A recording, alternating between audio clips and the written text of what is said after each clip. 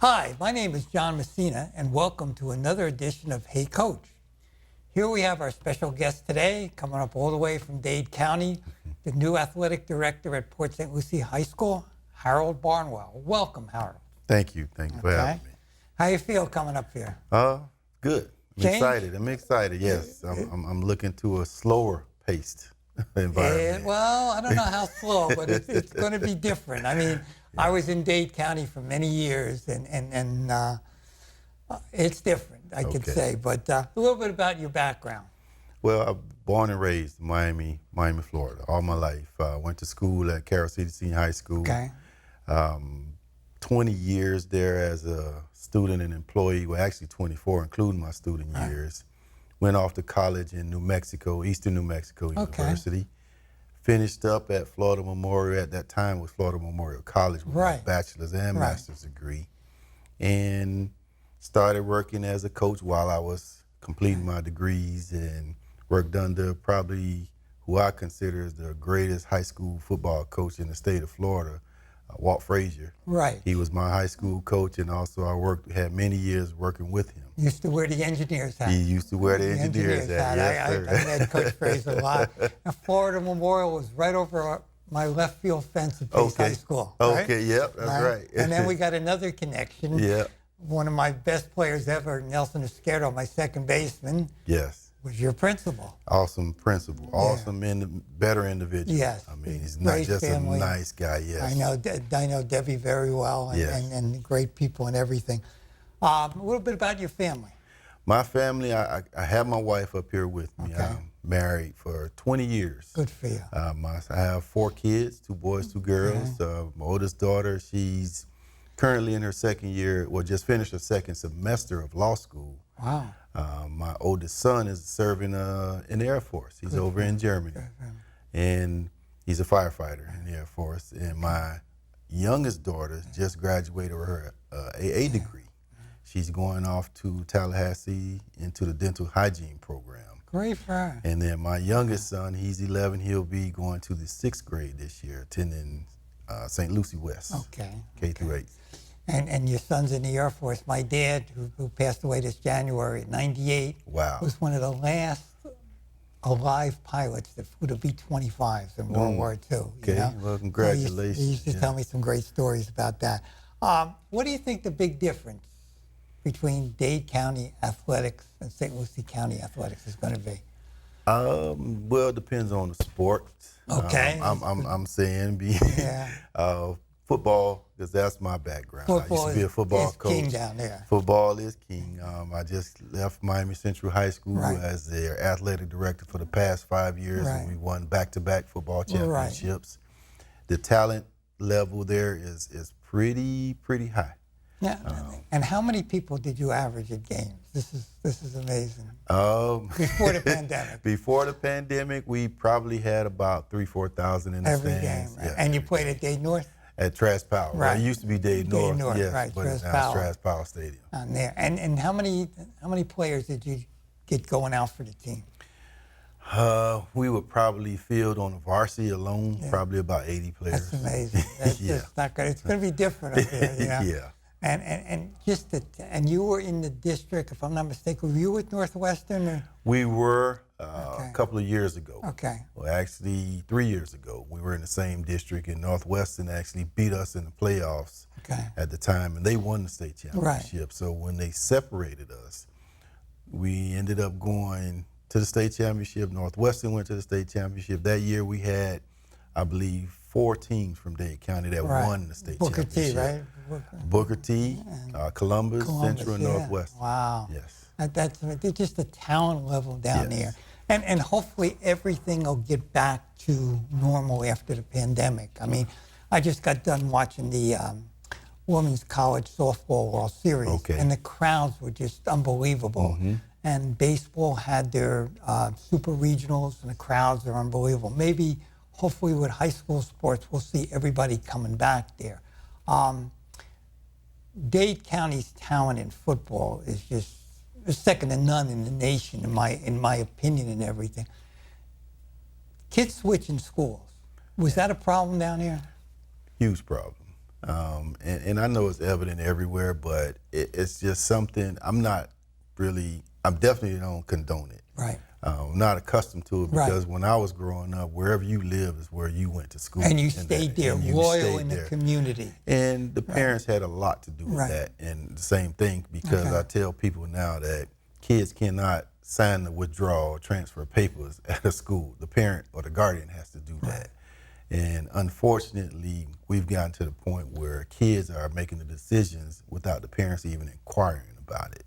So I really have an issue with kids just transferring and leaving schools because they don't get their way most of the time. That's the reason. And they're going to go in and take somebody else's spot. Right. And this happened about, if I'm not mistaken, about 8-9 years ago with the FHSAA. I mean, I know we were on a bunch of ADs, and I know Danny Neinstein and myself and a few other ones were totally opposed to this, but the state legislature took over. Right. And they said, if you can go any school you want with 2 reasons. One, provide your transportation, which you're going to find a way there. And 2, if there's an opening. Well, if you're 6'5", 250, you're going to find an opening somewhere. Of course. You know, and it's bad here. I don't think it's as bad as Dade County, but it's more noticeable here because we have fewer schools. Okay. So you're going to see, you know, one kid goes from one school in Dade County to another. He might be lost in, what do you have, like 30-something public schools, right? We have 30, I believe 34 now. 34 public schools. I remember back when I was at Pace, there was only 4 districts with, I think, 5 schools in each. Wow. I mean, it was different. And you got schools like Varela and Coral Reef that are 4,000 or 5,000 kids. It's just amazing, you know. Now, last year, due to the pandemic, you did not have a football season, right? We did. You did. It was a real short season. Right. Correct.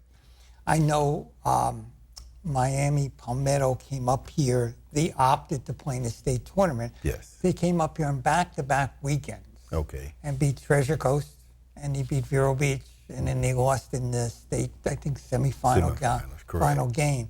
And that had to be so tough. And you were really, this time last year, you were shut down, right? We were. Right. Actually, we only played a game and a half before the playoffs started. Wow.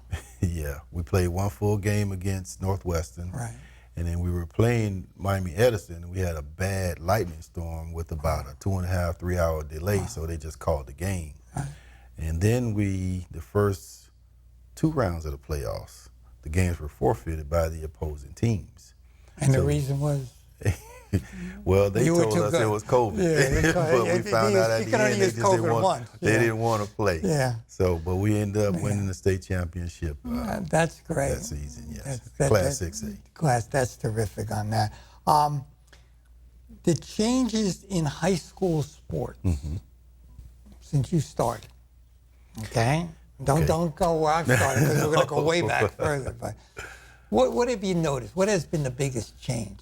The attitude of the athletes. Okay. Too many athletes now feel entitled to whatever now, because you don't have, during our time, we were patient. When we came in, no matter how good we were. Exactly. Right. We started on junior varsity. Now your time was determined by the way you performed. Right. You know, whether that was one day, 1 week, 1 season. But these athletes now, they want to walk in the door and I should be on the varsity and I should be the starter. And if I'm not the starter, I'm going to find someplace else where I can play. That's where you get the transfers. But it trickles down. Yes. I read something the other day. Do you know, just in college basketball, Division I, there's 1,100 student athletes in the transfer portal. Wow. That's just, at football, I can't imagine. But you could see, I mean, you look at, if I'm not mistaken, Justin Fields, Baker Mayfield, I'm trying to think of some other quarterbacks. They switch schools. Right. And people are seeing this down the road. If we're not happy here, we're going to go there. Another thing, and see if you agree with me on this, is years ago, student athletes would play as many sports as possible. Correct. Now everybody's geared for that one sport because you think that's going to be their ticket out of it. I was chairman of the student athlete committee for many, many years up at the FHSAA. And when we first started, the requirements were you had over 3.5. Right. You had to play multiple sports, looking for 3 sports. Okay. Involved in the community, involved in a lot of clubs. I think the first year, Dave Currier, who was the AD at West Polk, and myself were there many years. We had 400 applicants. The last few years, we barely had 100. Wow. It wasn't because of the GPA, wasn't because of the community service. We couldn't find enough people that played multiple sports. Correct. Everybody, and then if we got a multiple sport person, it was like cross country and track. Right. Or swimming and water polo. Right. They're not geared anymore to being part of the school more than I'm going to do my thing to see where I can go, Correct. And, well, if you look at it, a lot of kids also are involved in the video games now. Yes. My youngest son, he loves them to death, but we do go out, we work out on his skills. Right. And I involve him in not just, he started out with track, and then I started teaching him football, and then he also swims. Right. So it's just different sport, like you say, the multiple sports, and a lot of kids I don't see out in the streets like we used to when we were growing up. We used to find a sport to play because we didn't want to be in the house. Right. And another big change has been, I don't know if you go as far back as I do. Do you remember the pink eligibility sheets? Yes. You do? Okay, yes. You're in my league, okay? Yeah. For those that don't know that, we can make a student eligible or ineligible in about 30 seconds. Yep. Okay, print your name. Yes. Your address. How many classes did you pass? I think it was 5 out of 7. Yes. Did you get a physical? It was yes. Yes. Right. And the funny thing, and I'll tell you a story about Nelson Esquerdo. Okay. And you can tell Nelson this. I don't know if he even knows this. 1985, we're going up to state championship. And we're loaded. I mean, we're really good. So back then, you would take the pink sheet, you type it. Right. And you send it up there on carbon copy that nobody knows what carbon copy is anymore, okay? So we put their birthdays in. So all of a sudden, Fred Roselle, who is the president of the FHSA, then calls me up and says, John, congratulations, you're coming up here 3rd year in a row. Oh, it was 1988, and you got a problem. I said, what's the matter? He says, you have 3 kids that are ineligible. I said, Mr. Roselle, I'm the athletic director too. I mean, I got some good students. Well, one's this Esquerdo guy. I said, what's the matter with him? John, he's 106 years old. Because I typed in, it was, you had to do it on a typewriter. See me with the typewriter like that. So, I mean, but he laughed, now you'll be fine, this and that. Right. John, just bring the other copy with you, on that. So that's how things have changed. So what's your impressions of Port St. Lucie High? I know you've been there. I love the facilities. Yeah. It's definitely something different because we were used to playing at municipal stadiums or parks, the different sports. Right. But I love the facilities. The people there are just genuinely nice. Yes. Met Miss Wigginton, the principal, I through the interview, and it was a nice meeting we had, and we had a conversation at the the jamboree, the football game. I used to work with Mr. Early, Jerry Early, at Carroll City. Right. He's always been a nice guy, always been. And then I got a chance to meet some of the other administration. But I'm looking forward to it. It's just a place that we want it to be. I know this is somewhere I can retire and will retire. And we're looking forward to it. I think you're going to really enjoy it. I know, Danny Weinstein, I could say is probably one of the closest friends I ever had. We've been friends for 25, 30 years. And I know he's like a legend over there. And he speaks so highly of you, As you can see, everything's flowing right the way it should be. Yes. But, and what has Danny told you about Port St. Lucie? Port St. Lucie? Yeah. He's told me, just be your own person. Yes. When you come in, you have a lot, you're going to be surrounded with a lot of good people. Yes. A lot of loyal people. Right. And that's one thing that he left an impression on me with, because loyalty is big with me.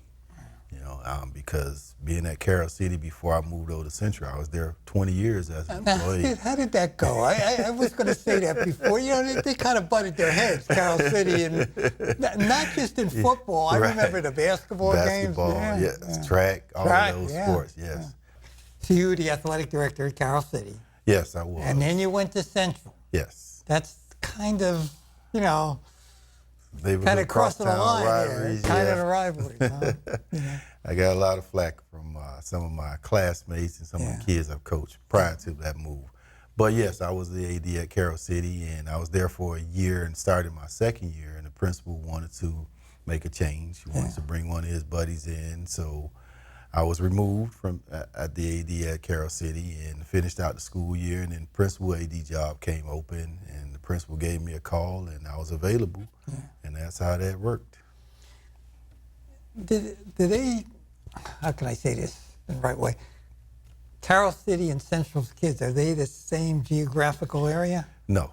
They're not? No. Okay. No. Central and Northwestern kids Central, are kind Northwestern, of in the that's same what I was geographical thinking. area, but Carroll City and Norland would be in the same geographical area. Your favorite moment in athletics at Carroll City High School? Wow. It's been so many. Being as a athlete and then also coach there as well as, the head coach for 5 seasons there. But it probably was being the defensive coordinator in 2003 when we won the state championship. Had a bunch of great kids. Where'd they play that? Up in Gainesville. We were in Gainesville, yes. And I had a few kids that played in the NFL from that team. Ricky Jean Francois played for 12 seasons in the NFL, and Kenny Phillips played for Miami. 5 seasons here in the NFL, and just Willie Williams, Vernon Wilder, Maurice Peterson, those linebackers, that group we had was just special. But once more schools came into being, right, the talent, as much as it is in Dade County, kind of diversified real quick, right? Yeah, yes it did. I know, you've seen private schools all of a sudden with 50 kids and they win the state football championship with 40 of them playing. Private schools and charter schools. I saw something really interesting. Chaminade Champagnat. From Hialeah, correct, which has a great football program. Right. We'll start playing Northwestern. I mean, God bless them. If it works out, I mean, it's like what, 100 kids playing against about 35, maybe 40. Yeah. That would be kind of different. Central, give me your favorite moment at Central Athletics. Probably winning the state championship this season, because this group of kids were very, very unselfish. And I think, tough, huh? And all of the years I've been there, the 5 years I've been there, I think I've been a lot more closer with this group of young men than I have with the previous classes that were there. See, I always felt that, and when I came out of retirement to help over at Martin County, kids want to be taught. Right. They want to be taught. Correct. The only biggest difference now than when I first started coaching is they want you to listen to them, right? You can't get up there and lecture all the time. Right. You listen to what they're saying, but they want to be taught. Very difficult dealing with COVID, though, huh? It was. Yeah. It was different this season because you had situations where you had some of your team quarantined. So you were not able to play the games at the time, or you had to reschedule the games. So it was a trying, challenging year this year. Yeah. Hopefully, it's going to be different. Hopefully we'll get to that, whatever they want to say, the herd immunity at 80% or 85%. And I guess it's going to deal with different communities going through that. Right.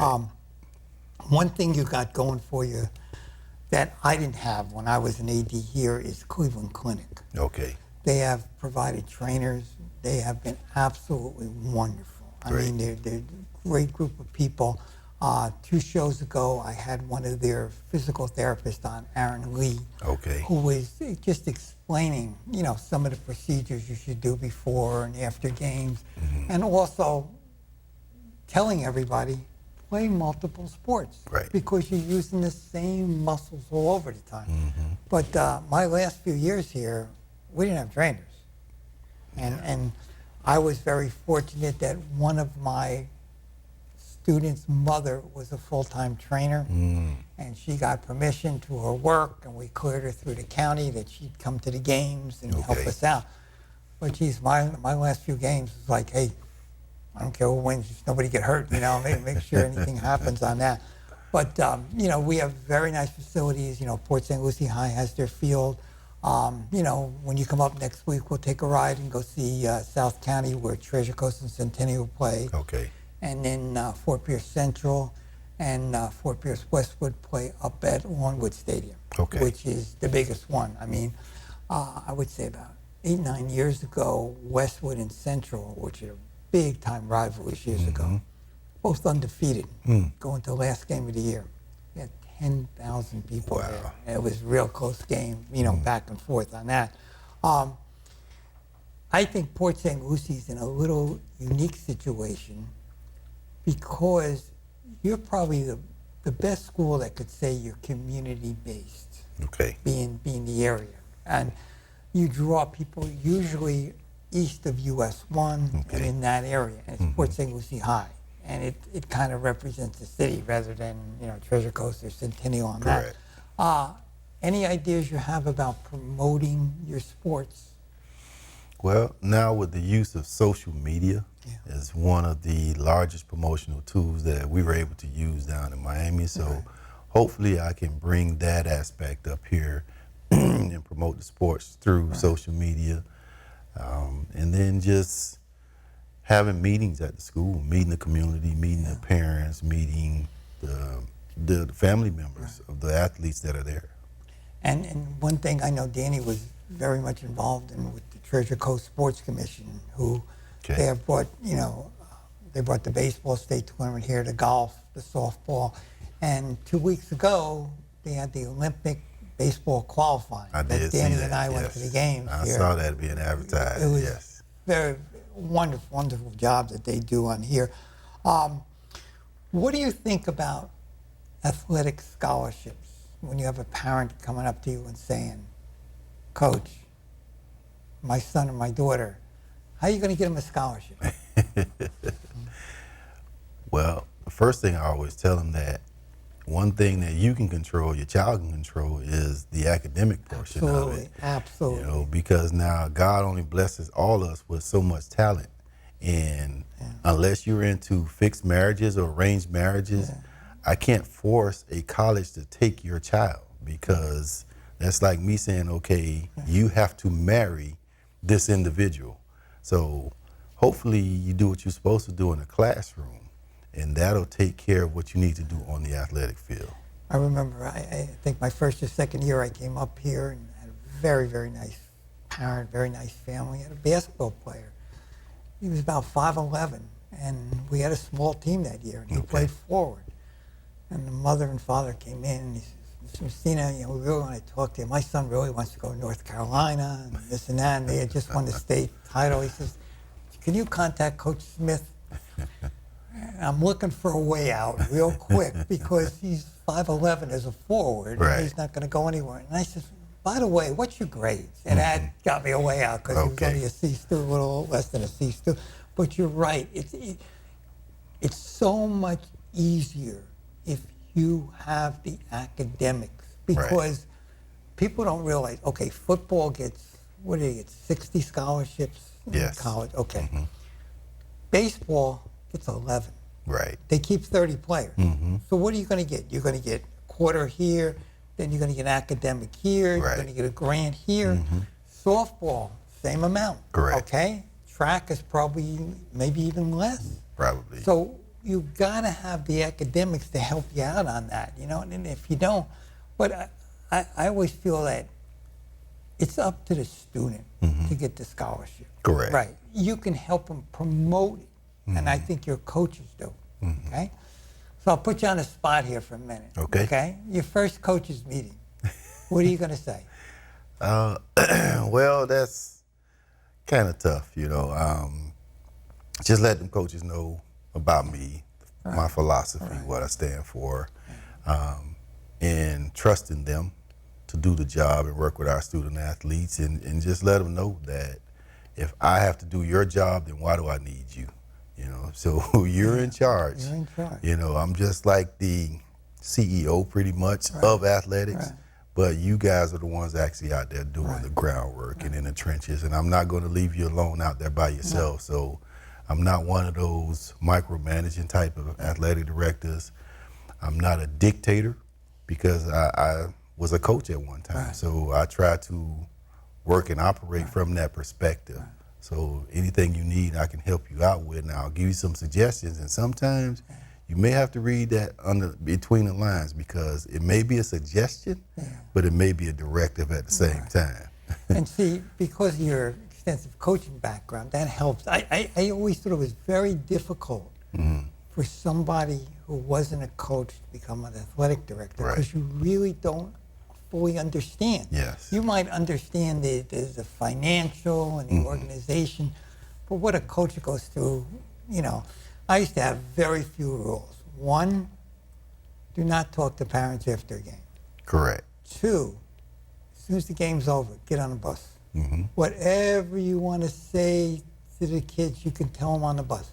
More problems happen after a game when teams are hanging around. So get on that bus and talk to them. And I always felt the philosophy that, okay, if a parent wants to come to me and complain, did you talk to the coach first? Correct. And I would always stop them about playing time. And I would always stop them if they compared their son or daughter to somebody else's son or daughter. But I always felt, my coaches, it's your job. If the parent wants to talk to you about, well, why didn't you do this or why didn't you do that? You got to listen. But if they start saying, well, why didn't Johnny play? Or, you know, why didn't he, you know, why is he playing over this kid, you know? But we welcome you up in this area. I know the time goes by real quick, and then you know I'll be there for you. And I know when Danny's on his extensive vacation, I know we'll take time out of our golf tour to come and help you. I appreciate that. We welcome you up here, and I want to thank you for coming on the show today, and thank everybody for another edition of Hey Coach.